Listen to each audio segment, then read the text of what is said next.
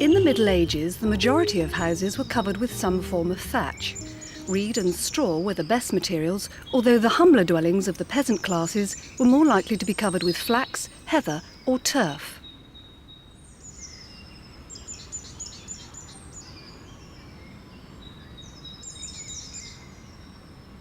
Despite its attractive appearance, thatch is not an ideal covering. Its life is usually little more than 40 years, it's an obvious fire hazard, and it can harbour vermin.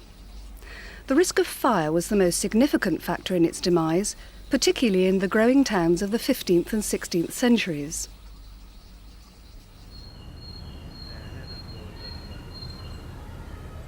Until the Industrial Revolution, the use of slate was confined to those areas where it naturally occurred: Wales, Cornwall, the Lake District and Scotland.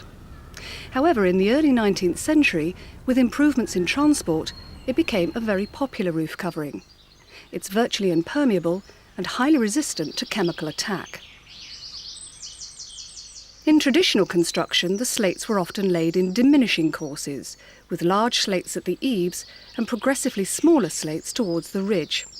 This, together with the use of random slate widths, gave the roofs an unmistakable character, which is rarely matched in modern slating.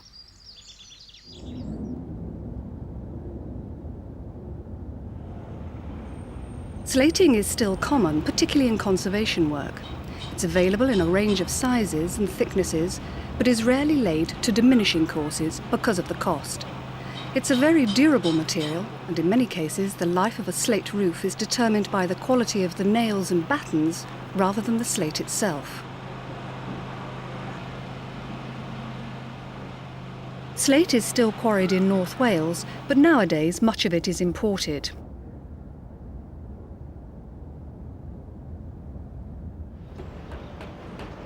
In the early part of the 20th century, synthetic slates were introduced to Britain. They were made from a mixture of asbestos and cement, although in recent years the asbestos has been replaced by synthetic fibres. The slates are less durable than their natural counterparts, but are significantly cheaper and lighter. Because of their reduced weight, the tail or bottom of the slate is secured by small copper disc rivets to prevent lifting in high winds.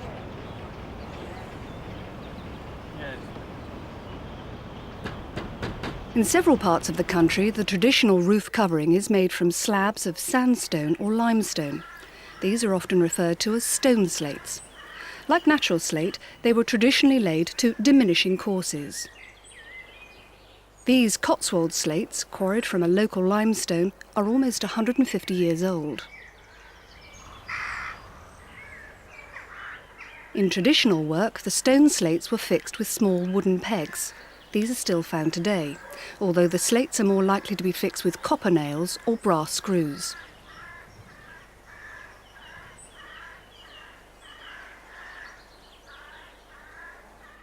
The roof structure has to be very strong to support this thick, heavy covering, and for economic reasons, it's rare to find natural stone slate in modern construction. The slates have to be quite thick because, unlike natural slate, they're not impermeable. To guarantee weather protection, the roof was usually laid to a steep pitch to shed water as quickly as possible.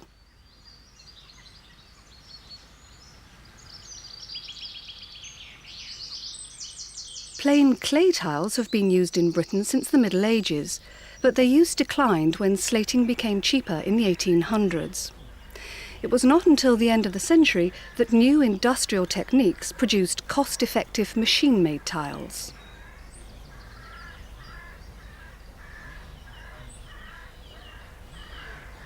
Plain tiles vary in colour from red to deep purple and are immediately recognisable due to their small size.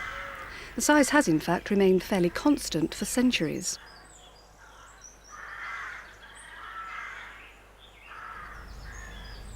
Wooden shingles, like plain tiles, can be laid to vertical and sloping surfaces. Slightly larger in size, they were originally made from oak, although the early American settlers discovered western red cedar, a more durable and stable material. Their lifespan is about 50 years, half that of a plain tiled roof. Plain tiles have small projections called nibs, which hook over the tiling battens. The tile is not flat, but slightly cambered. This helps prevent capillary action occurring under the tiles once they're laid.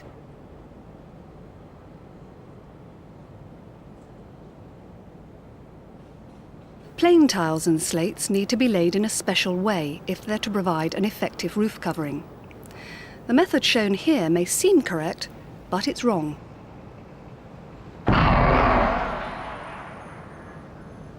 If each tile laps the one immediately underneath, the rainwater can run off the top tiles and through the joints of the tiles below. Laid like this, the tiling is useless.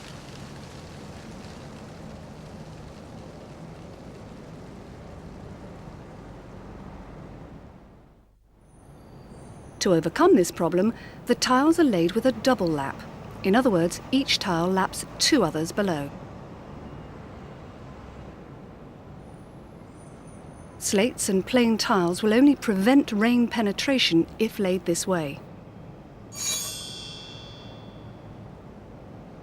Water running off the top tile can still penetrate the joints of the tiles below, but another tile is below this, so the water runs safely off the roof. The distance by which a tile laps the next but one tile below is known as the headlap. The distance between the batten centres is referred to as the gauge. This is the same as the exposed face of the tile, called the margin.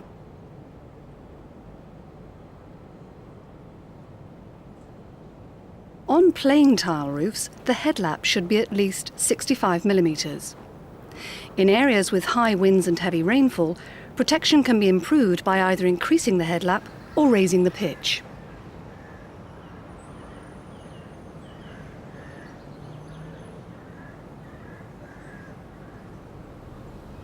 Those parts of the country that had trading links with Holland sometimes have older roofs covered with pantiles.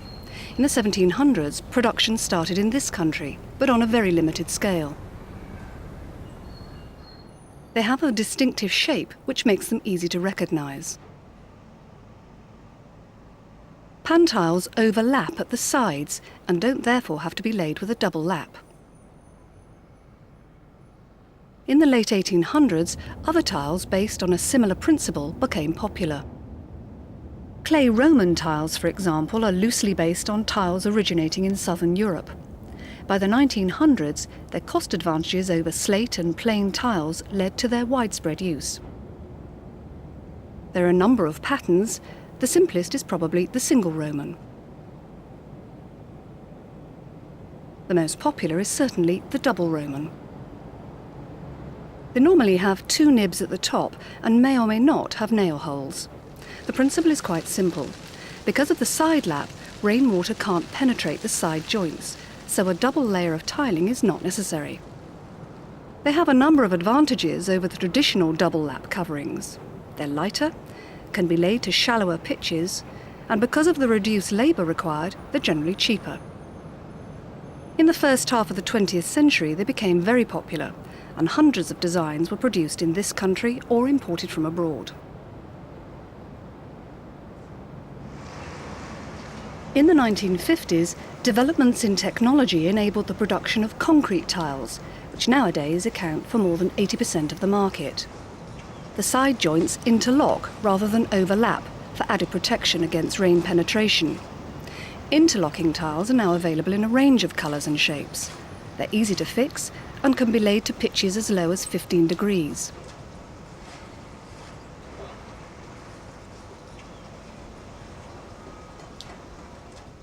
Before examining a roof in detail, it's helpful to know the terminology. Where a roof overhangs a gable end, a verge is formed.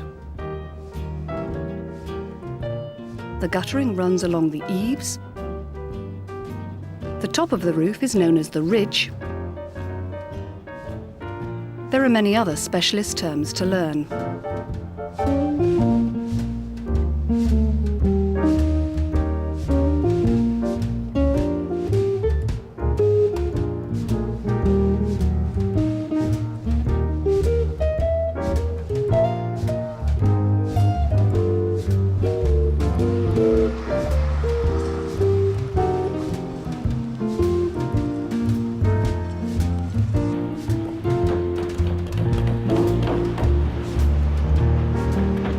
Modern roofs are felted to prevent fine snow and rain being blown into the roof space. Before the 1930s, felting was rare, and roofs were often given additional protection by torching. This was a mixture of mortar and hair trowelled into the gaps between the tiles from inside the roof. Although fairly effective, it retained moisture, thus encouraging rot attack in the battens. It was also easily dislodged by movement of the roof timbers. On this roof, the slaters are using a reinforced bitumen felt underlay, comprising a fibre layer embedded in bitumen. Battens are usually treated against rot and insect attack. They're fixed with galvanised nails with end joints meeting over rafters. Their spacing and size depend on the nature of the covering. Some underlay materials are vapour permeable.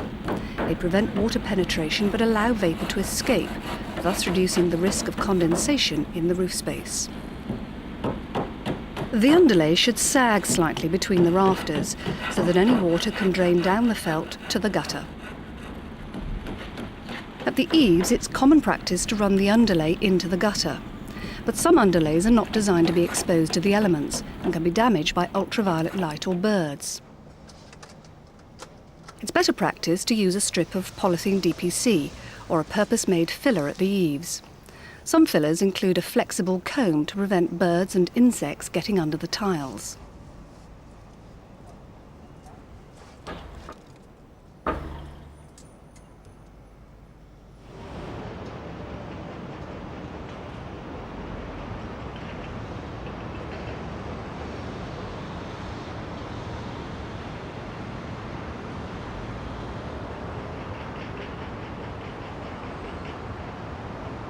This roof is about to be covered with concrete single-lap interlocking tiles, hence the wide gauge of the battens.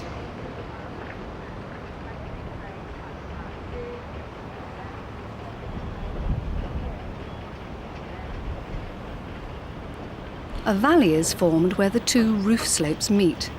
Valleys are normally formed in lead, zinc, or by using special tiles. However, on this site, the designer has chosen modern glass fibre valley sections, which are fixed in position after the felt has been laid.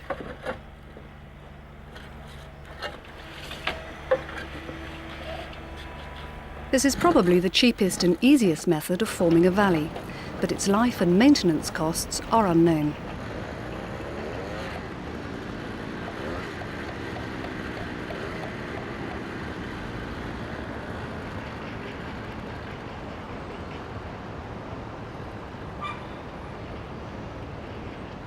The bottom of the first course of tiles is supported by a fascia board. This board must be fixed at the correct position to ensure an even line of tiling. If it's fixed too low, there's a risk of wind-blown water penetrating the tiles. Raising the fascia board provides an even line of tiling, but creates other problems. Ponding can occur if any rainwater finds its way through the tiles. As water runs down the felt, it collects behind the fascia board. This can be prevented by a strip of timber known as a tilting fillet. It lifts the felt and helps water drain into the gutter.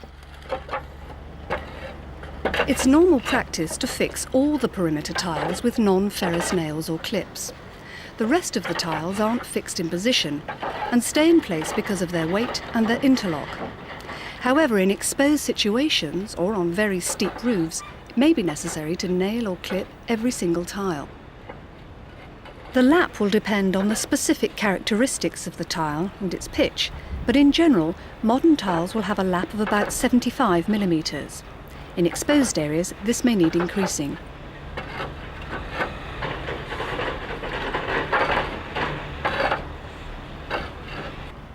Concrete tiles were originally coloured with a granular face, but they soon faded. Nowadays, most are through-coloured. The appearance of these tiles has been artificially aged to resemble traditional double Romans. At the ridge, the top course of tiling forms part of the roof perimeter and should therefore be nailed. On this roof, the ridge will eventually be protected by a semicircular tile bedded in mortar.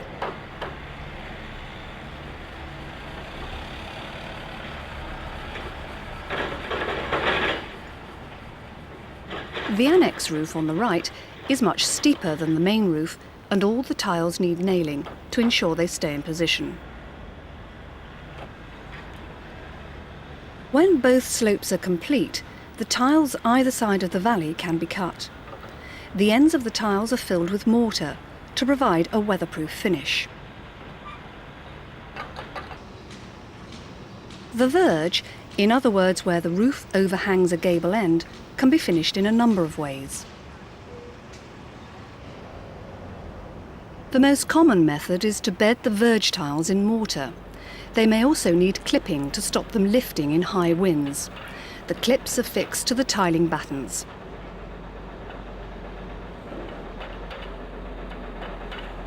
On this roof, there's a timber barge board attached to the roof structure. The barge board supports the undercloak. The undercloak, which is about 150 millimetres wide, is usually made from asbestos-free composition board. It projects about 50 millimetres from the wall. Tile manufacturers recommend various mixes for bedding mortars. A typical mix is 3 parts sand to 1 of cement. Additives can be provided to colour the mortar.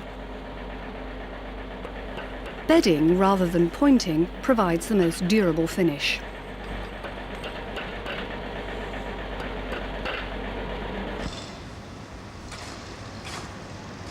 The ridge or hip tiles are also usually bedded in mortar.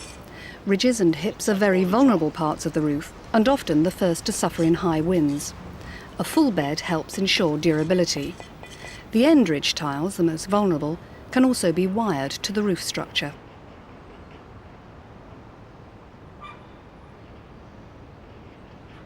Special ridge tiles are sometimes used to terminate gas flues, soil vent pipes and extractor fans. Where the tiles have a fairly pronounced or bold roll, the mortar bedding for the ridge tiles will need to be quite thick. On these modern pan tiles, for example, there's a risk of the mortar sagging in the troughs of the tiles. This can be prevented by bedding small slips of tile, known as dentils, under the ridge. Although ridges and verges are usually bedded in mortar, there are modern alternatives. These special verge tiles avoid the need for bedding or pointing and don't require an undercloak. On this site, the verges are plastic. The individual units are nailed to the tiling battens. The appearance is similar to that of a traditionally bedded verge. Some ridges are dry fixed. They're strapped to a plastic channel which can also form part of the roof ventilation system. Roofs are insulated for environmental and financial reasons, but water vapour can pass through the insulation and condense on the cold underside of the roof. Eaves-to-eaves ventilation is the most common method of removing the moist air. As wind blows across the roof, changes in air pressure cause air to flow through the roof space.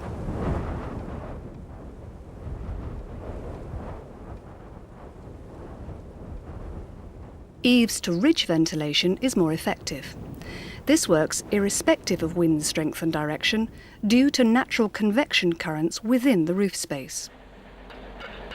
At the eaves, the air can enter through a plastic ventilation strip fixed to the top of the fascia. Plastic trays help channel the air into the roof space. Ventilation strips can also form part of the soffit.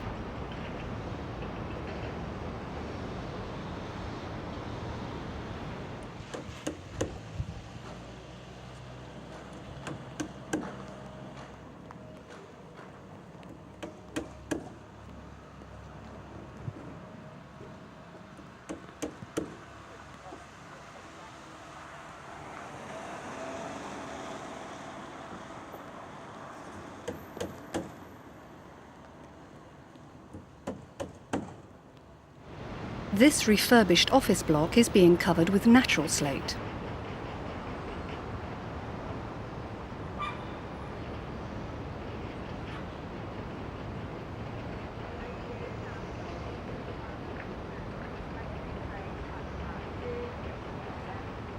Large blocks of slate are quarried by machine and then split by hand to form individual slates of the correct thickness. They're available in a range of sizes, and the edges are normally chamfered for reasons of appearance. The size of the slating battens depends on the spacing of the rafters. If battens are not wide enough, they're likely to split when the slates are fixed. If they're not thick enough, they're likely to spring as the slates are nailed in position. This prevents the nails being driven home properly. Like plain tiles, slates are laid with a double lap. However, because slates don't have nibs, every slate has to be secured. One approach is to head nail them. Head-nailed slates may be susceptible to wind damage and they can lift, especially if laid to a shallow pitch. Centre nailing avoids this problem. It's always used for artificial fibre cement slates, which are lighter and weaker than their natural counterparts.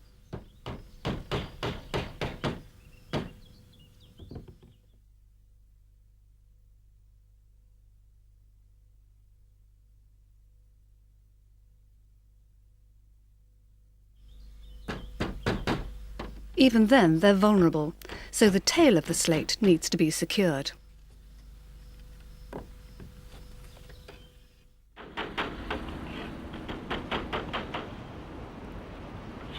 Natural slates can be pre-holed at the quarry, but the traditional method is to hold them on site using a special hammer called a zax. Slate should be holed from the underside. The resultant spalling forms a countersink for the nail head. Aluminium, copper or silicon bronze nails should be used.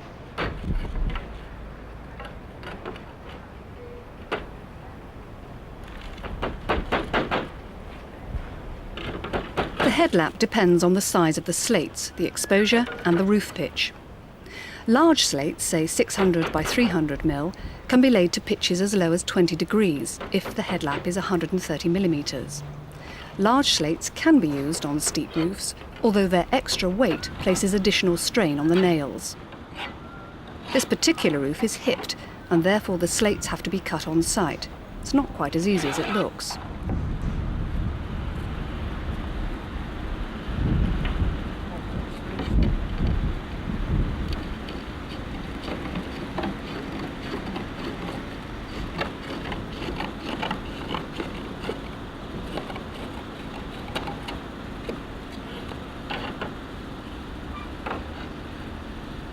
The hip will eventually be protected with special hip tiles bedded in cement mortar.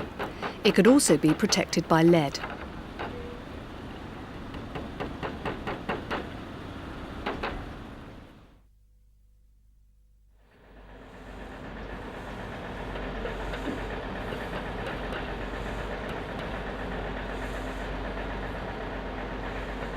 This old school is being recovered with plain tiles. Like slate, they're double lap, but because of their nibs, it's not necessary to nail every single tile. It's usually sufficient to nail every fifth course and the perimeter. On steep roofs, say over 60 degrees, the tiles are more vulnerable to wind damage, and it's normal practice to nail every course. The battens need to be close together due to the double lap and the size of the tiles. This is one reason why plain tile roofs are so expensive. They're also quite heavy, about 40% heavier than interlocking concrete tiles. At the verge, plain tiles form an undercloak and lift the batten slightly to prevent water draining over the edge of the roof. Slate verges can be formed in a similar way.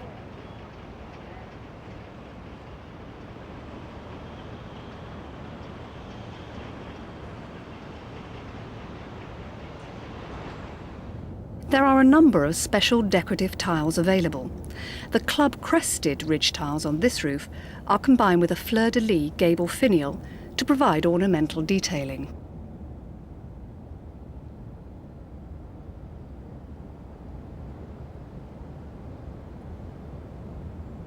Other decorative features include 3 courses of club tiles and bonnet tiles on the hips.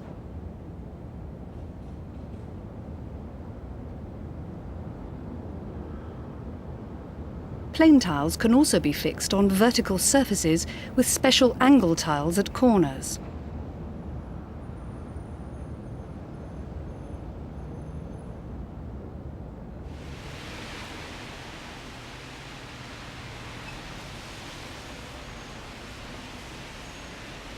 The junction between a wall and a roof must be sealed to prevent water penetration. Metal flashings, usually formed from lead, are the most common method. It's relatively cheap, easy to cut and dress, and very durable. Mortar flashings are sometimes found, but differential movement or settlement of the roof structure can cause cracking and damp penetration.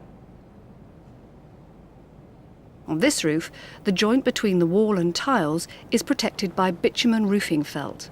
This cannot be regarded as a long-term solution.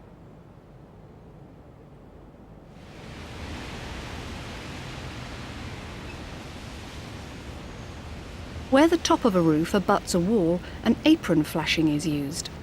The flashing is dressed over the tiles, runs up the wall, and is turned into a bed joint.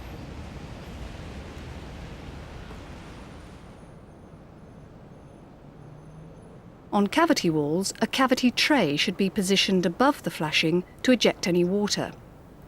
Open perp joints allow the water to escape. This detail ensures that the room below stays dry. This side flashing is made from a single piece of lead, but bossing it into shape over the bold roll of the tiles causes thinning and increases the risk of tearing.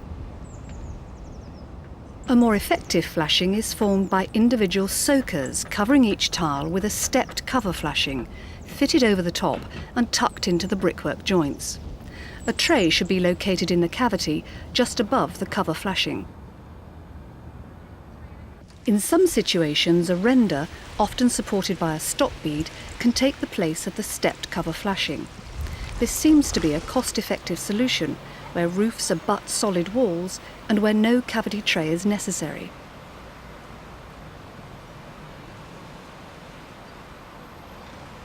Soakers also offer the best protection for plain tile and slate roofs. They're normally laid in between the double lap to prevent wind uplift. The cover flashing can be tucked under the copings or turned into mortar joints. Where the bed joints are widely spaced, a groove can be cut just above the soakers. The top of the cover flashing will be turned into this groove.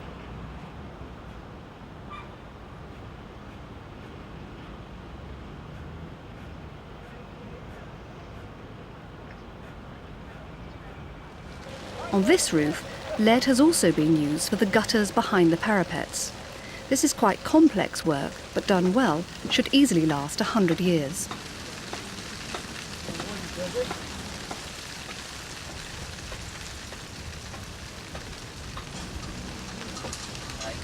Chimney flashings are also quite complicated. The flashing normally comprises a back gutter, a side flashing, and a lower apron flashing. Some chimneys also include DPCs.